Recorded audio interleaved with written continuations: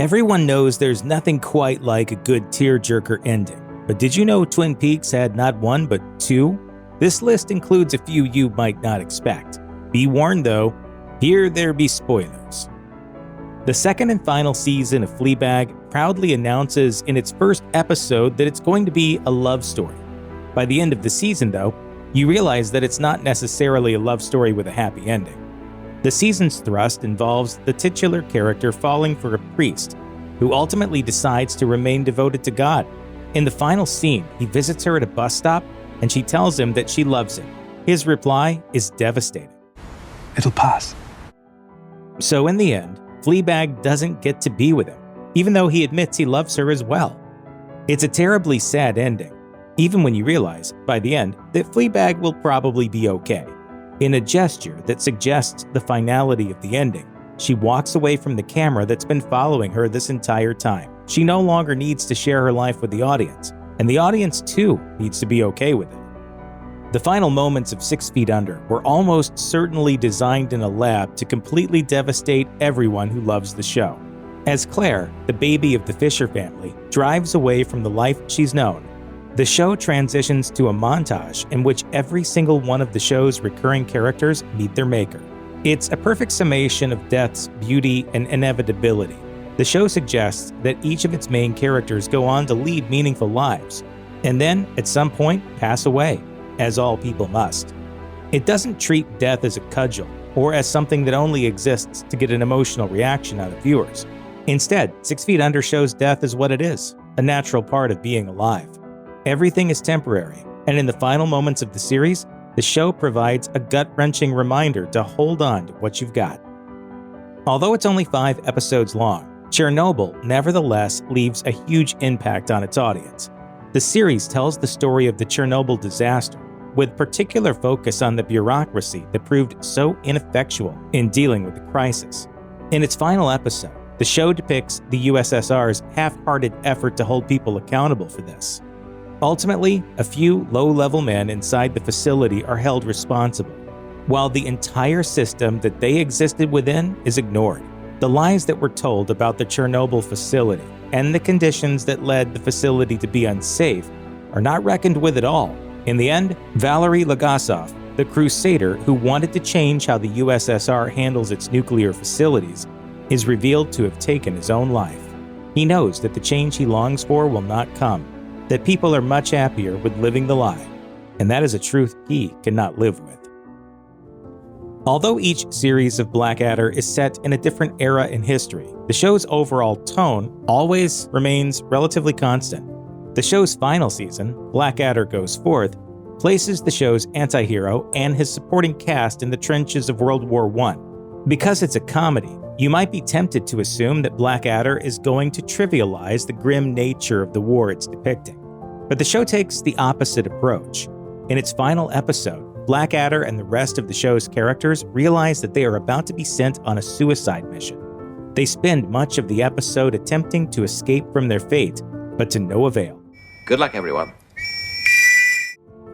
In the show's final moments, they charge out of their trench and are presumably mowed down in a hail of gunfire. Few shows are bold enough to kill off their entire main cast in their finale, but that's precisely what Blackadder does. The finale was widely acclaimed after it aired, not just for its bravery, but also for the ruthlessness with which it is able to depict the horrors of war. During World War I, countless soldiers were sent to die totally meaningless deaths. And Blackadder is one of the few shows willing to depict that reality in full. The final moments of Twin Peaks are anything but uplifting.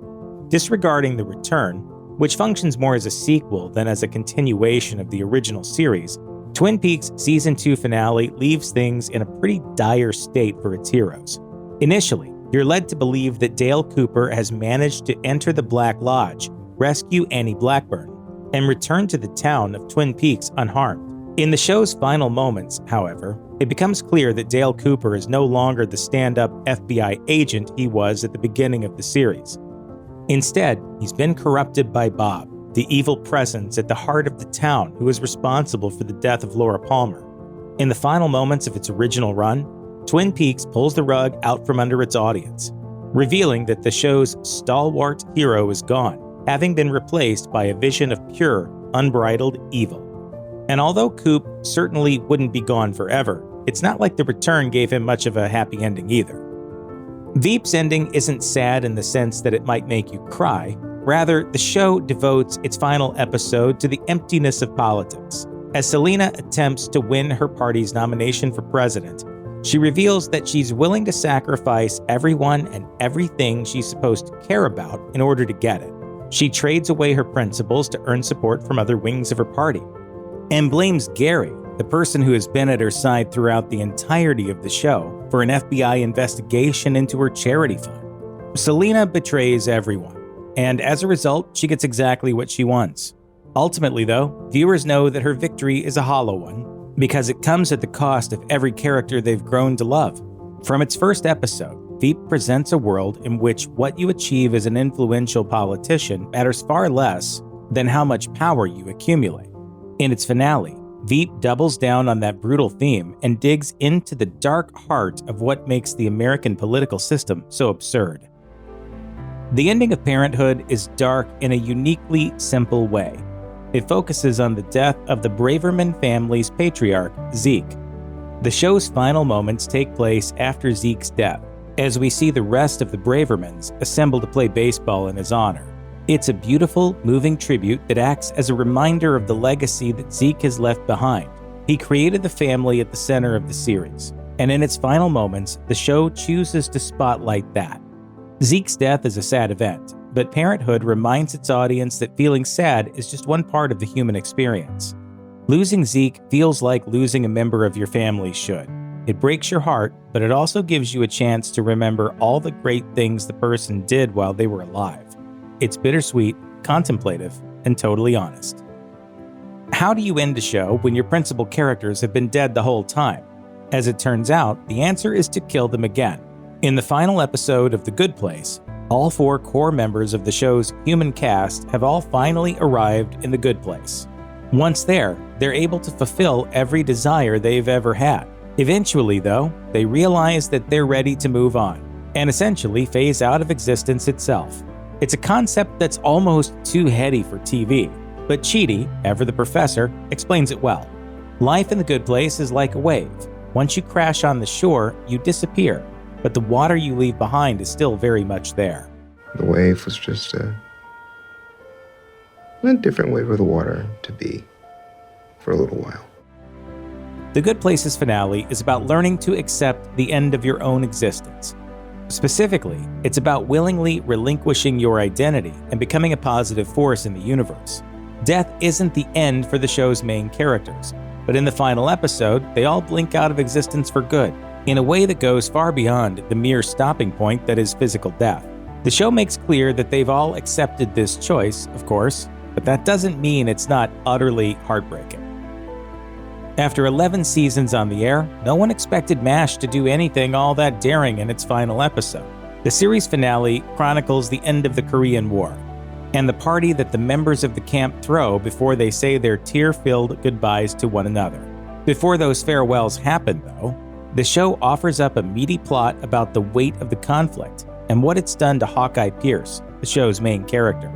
In this episode, Hawkeye revisits a traumatic incident that occurred as his unit was returning from a beach outing. Their bus eventually picked up a number of refugees, but was forced to pull off the road in order to avoid being spotted. Hawkeye specifically recalls telling a woman to quiet her chicken, and the woman killing the chicken to keep it from making noise. Everybody's life was in danger because of that damn chicken. Later on in the episode, it's revealed that Hawkeye has repressed the real memory. It wasn't a chicken she was trying to keep silent, but her own baby. The woman smothered her child in order to survive, and Hawkeye can't cope with the reality of that memory. It's a dark, dark turn for the final episode of the show, but one that feels necessary. Even though MASH is ostensibly a comedy, it never shies away from depicting the brutal realities of war. The series finale of Merlin plays out like a brutal tragedy. From the very beginning, the show is centered around the friendship between Arthur and Merlin. As Arthur ascends the throne and heads off to adventure with the rest of the Knights of the Round Table, the show's primary interest doesn't change. In the final episode, though, Arthur is struck down, and Merlin is unable to revive him. He's told that Arthur will rise again, but neither Merlin nor the audience gets to see that happen. Instead, the episode follows Merlin as he spends millennia waiting for his friend to come again. He's an ageless, eternal being, doomed to be traumatized by a past that he has no power to change. While the rest of the characters in Merlin get to live complete arcs, the show's central figure must remain in stasis. The life he leads now is a life of waiting. He's lost his best friend, and now all he can do is pray that he'll get to see him again. Someday. The ending of How I Met Your Mother was hugely anticipated by the show's fans. That excitement stemmed in part from the show's premise, which suggests that eventually Ted will get to the part of the story that involves his wife.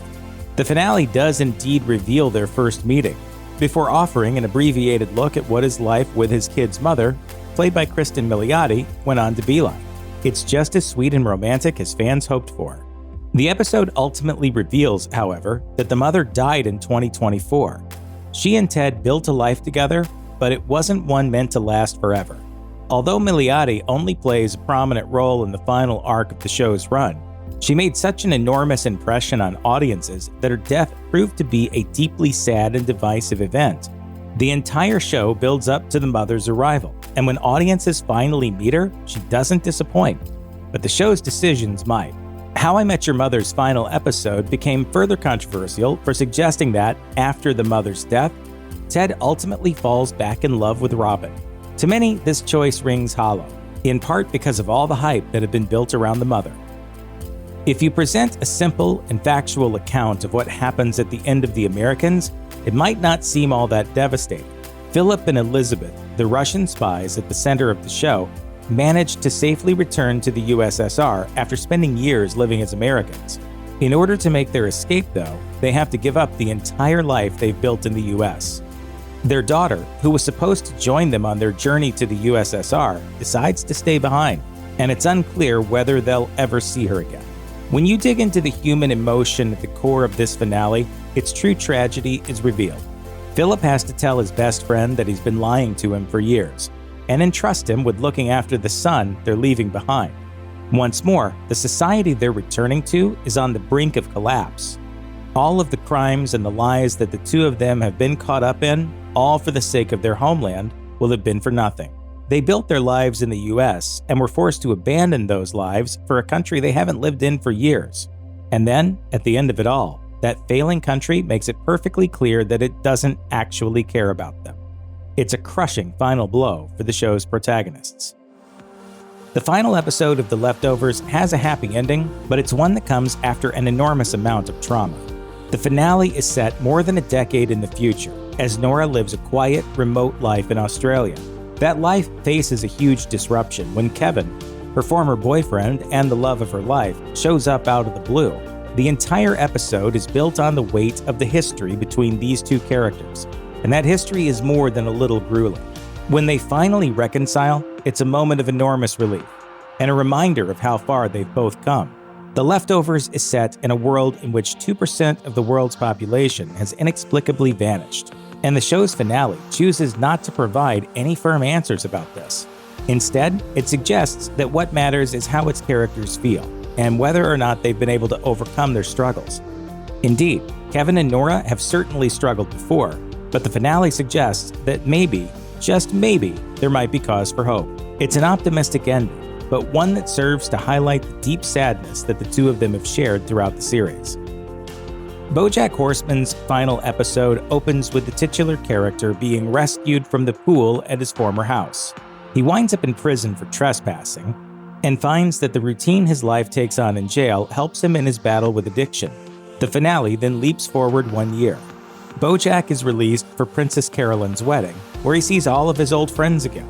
But it becomes increasingly clear that these friendships, which have been the core of the series, may not last forever. BoJack is a better person than he was when the show started, but he's done irreparable harm to the people he's supposed to care about most. They still love BoJack, but they know that if they're looking to build healthy lives for themselves, they might have to leave him behind. As Diane, BoJack's closest confidant, tells him, I think there are people that help you become the person that you end up being, and you can be grateful for them even if they were never meant to be in your life forever. The finale of BoJack Horseman is about knowing when relationships have run their course and allowing people to leave your life, even if it hurts in the moment.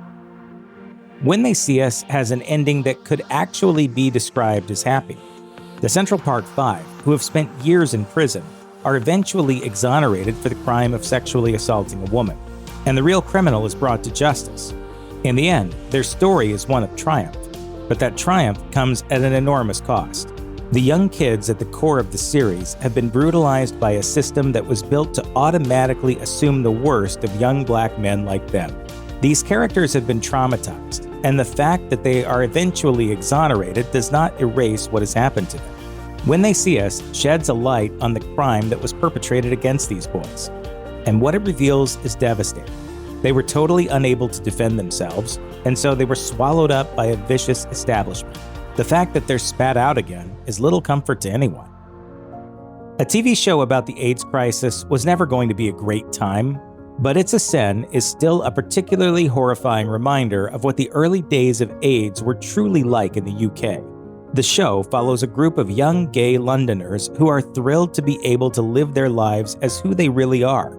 Slowly, though, the unfolding AIDS crisis invades and transforms those lives, as well as the world around them.